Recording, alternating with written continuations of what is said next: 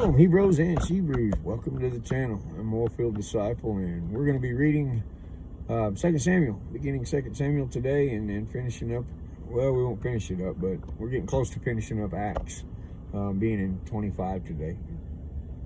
So, yesterday, reading the end of 1 Samuel. King Saul and his sons have been killed in battle, and now we're going to see David's response in that, and two fairly long chapters, and so we will be finishing that up today and getting going. Flip the camera around. I'm on days off, and so there's your view for the day. Get your Bibles out. 1 Samuel chapter 1 verse 1 says, "It came to be after the death of Saul that David had returned from striking the Amalekites, and that David remained 2 days in Ziklag." Also, we had read where David had to go and retrieve his family and all his men's family, because they had been plundered. And so that's David remaining in the 2 days at Ziklag. And it came to be on the third day that, see, a man came out of the camp from Saul with his garments torn and dust on his head. And it came to be, when he came to David, that he fell to the ground and did obeisance. Obeisance is giving alms, giving praise, honor, glory, either to the Lord or to men. And so this man basically fell at David's feet.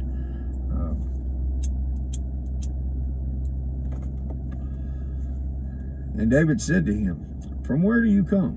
And he said to him, "I've escaped from the camp of Israel." And David said to him, "What was the matter? Please inform me." And he said, "The people have fled from the battle, and also many of the people have fallen and are dead. And Saul and Jonathan, his son, are dead too." And David said to the young man who informed him, "How do you know that Saul and Jonathan, his son, are dead?"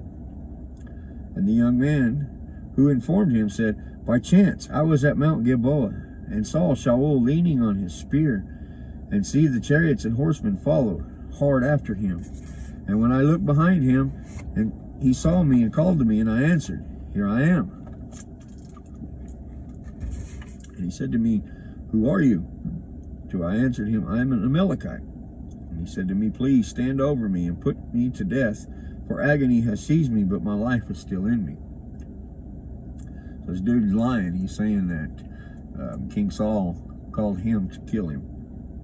"And so I stood beside him, and put him to death, for I knew he would not live after he had fallen. And I took the diadem that was on his head, and the bracelet that was on his arm, and I have brought them here to my master." And David took hold of his garments and tore them, and also all the men who were with him. And they mourned and wept and fasted until evening for Saul, and for Jonathan his son, and for the people of Yahweh, and for the house of Israel, because they had fallen by the sword. David asked the young man who informed him, "Where are you from?" And he answered, "I am the son of a sojourner, an Amalekite." And David said to him, "How was it you were not afraid to stretch out your hand to destroy the anointed of Yahweh?" And David called one of the young men and said, "Draw near and fall on him." And he struck him so that he died. And David said to him, "Your blood is on your own head, for your own mouth has witnessed against you, saying, 'I myself have put to death the anointed of Yahweh.'" And David lamented with this lamentation over Saul and over Jonathan his son. All right. He kills this guy because he's trying to take credit for killing the anointed of Yahweh, because that would put him in a place of stature, a place of honor, or dishonor. Either way, it would give him notoriety. And David's like, "Oh, absolutely not. I know the truth, and I know you're lying, and so therefore you die." Now, Jonathan is David's closest friend. We know that. But Saul, he laments because, just like if it was our president here in the United States, whether we agree or disagree with him, the fact that someone would be able to kill or assassinate our president should bring lamentation to you as a citizen of the United States, whether you agree or disagree with his policies, on the simple fact of his stature, of who he is, where he's at, of the seat that he holds. I didn't like Barack Obama, and I think he ought to stand trial for some of the things he done, and I think he ought to be hung until dead, but by a trial, by due process of law, not by assassination. And had someone assassinated him, I would not have rejoiced over it. I would have been saddened in the fact that it was possible to do so. Verse 18, and he ordered the bow to be taught to the children of Yehudah. See, it is written in the book of Jasher. Now, see, this is one that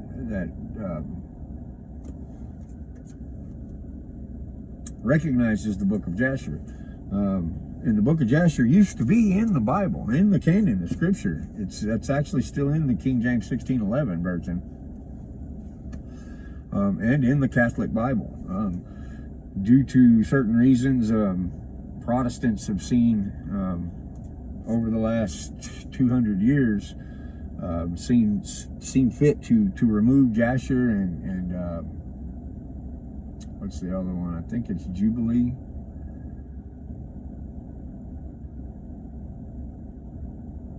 I think it's Jasher, Jubilee, and another one. I can't remember. There was 3 books that was removed from our canon, and Jasher being one of them.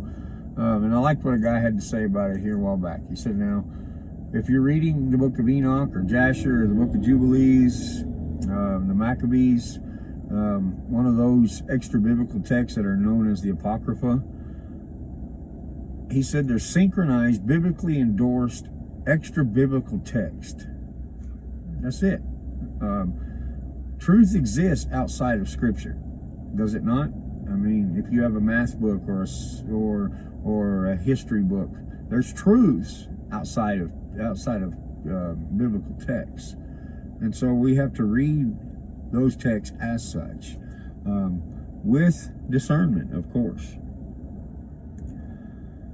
Verse 19 says, the splendor of Israel is slain in your high places. How the mighty have fallen.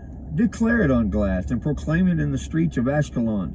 Lest the daughters of the Philistines rejoice, lest the daughters of the uncircumcised exult, mountains of Gilboa.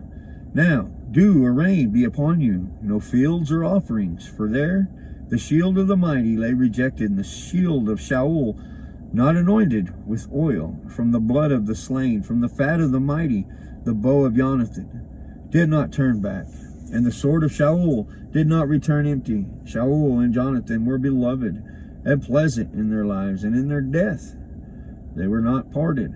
They were swifter than eagles, and they were stronger than lions. Daughters of Israel, weep over Shaul, who wrapped you in the scarlet with finery, who decked your robes with ornaments of gold. How the mighty have fallen in the midst of the battle. Jonathan was slain in your high places, and I am distressed for you, my brother Jonathan. You have been very pleasant to me, your love to me as wondrous, surpassing the love of women. How the mighty have fallen, and the weapons of battle perished. We got to be careful with that text, especially that last statement. Surpassing the love of women. That does not make, and I've heard it said, it does not make King David gay. There were no homosexual acts between him and Jonathan. They were bound in battle, bound in spirit, and bound in love. There's a proverb that says, I can't remember it. I don't want to mess it up. But anyway, this is not speaking of any homosexual act, but the love that he has. He knows he can trust. He could trust Jonathan with his life.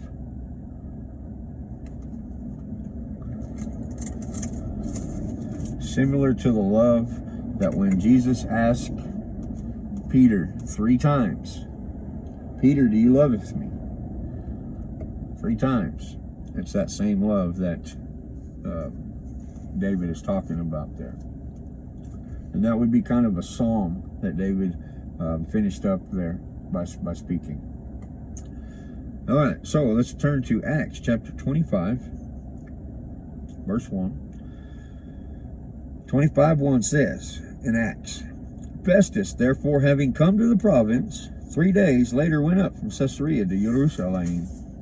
And the high priest of the chief men of the Yehudim informed him against Saul, and they begged him, asking a favor against him that he would send him to Jerusalem, making a plot along the way to kill him.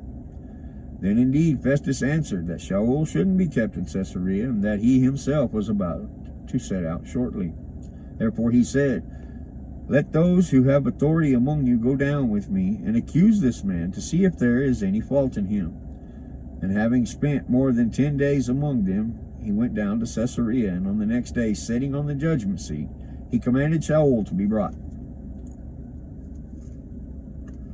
And when he had come, the Yehudim who had come down from Jerusalem stood about, bringing many and heavy charges against Saul, which they were unable to prove.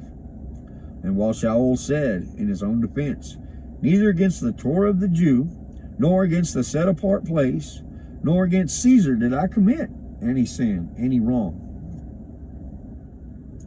But Festus, wishing to do the Yehudim a favor, answered Saul and said, do you wish to go up to Jerusalem and be judged before me there concerning these matters? And Saul said, I'm standing at Caesar's judgment seat. Where should I be judged? Where I should be judged. To the Yehudim I have done no wrong, as you know well enough. For if indeed I do wrong, or have committed whatsoever deserving death, I do not refuse to die. But if there is none at all in these matters of which these men accuse me, none is able to give me up to them. I appeal to Caesar. He's appealing to the Supreme Court of the United States, in essence.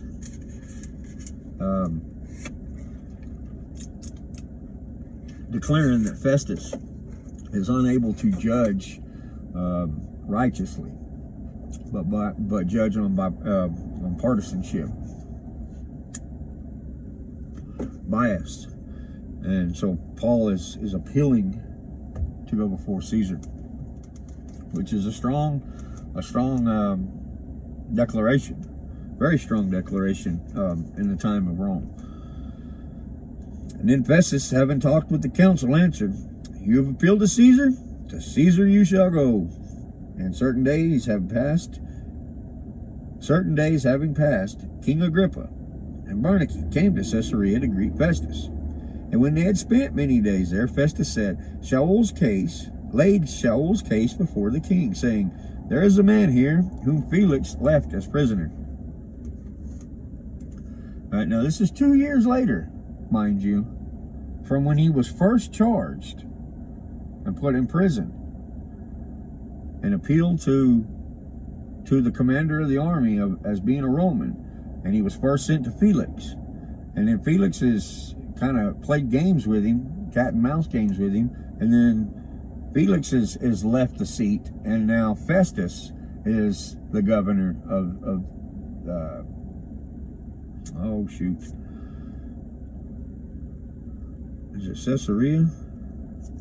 No. What province are they in?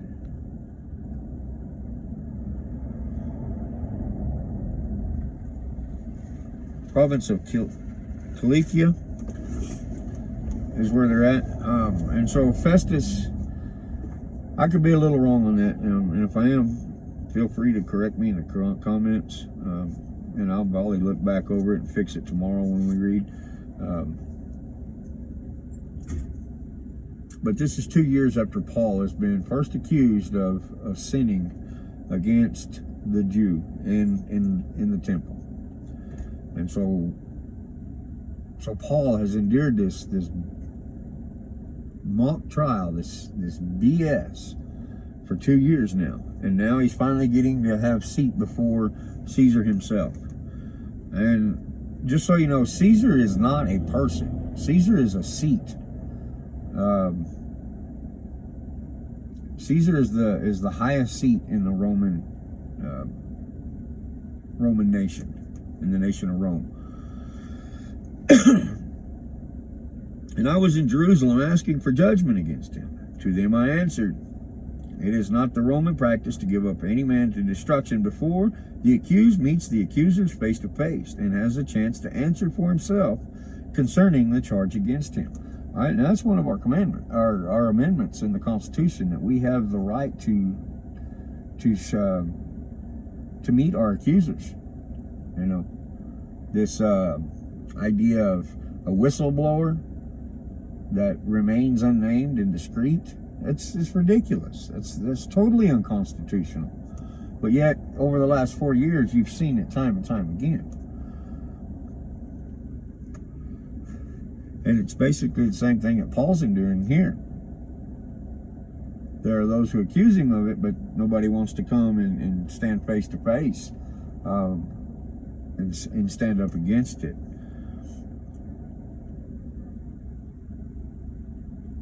Verse 17, they therefore, having come together without any delay, I sat on the judgment seat the next day and commanded the man to be brought in.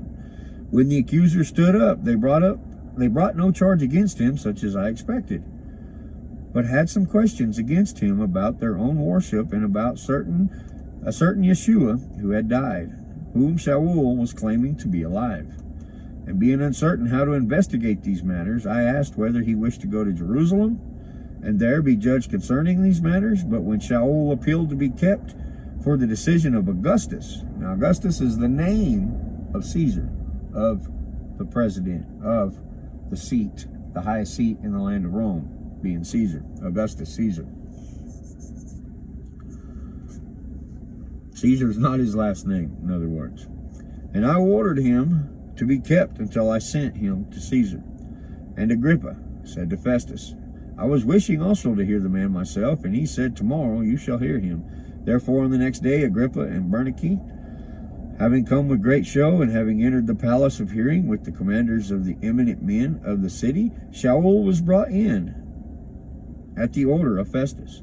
And Festus said, King Agrippa, and all the men present here with us, you see this one, whom all the community of the Yehudim pleaded with me, both at Jerusalem and here, shouting that he ought not be living any longer. Meaning they're shouting off with his head. But I found that he had committed none at all that deserved death, and he himself appealed to Augustus, and I decided to send him.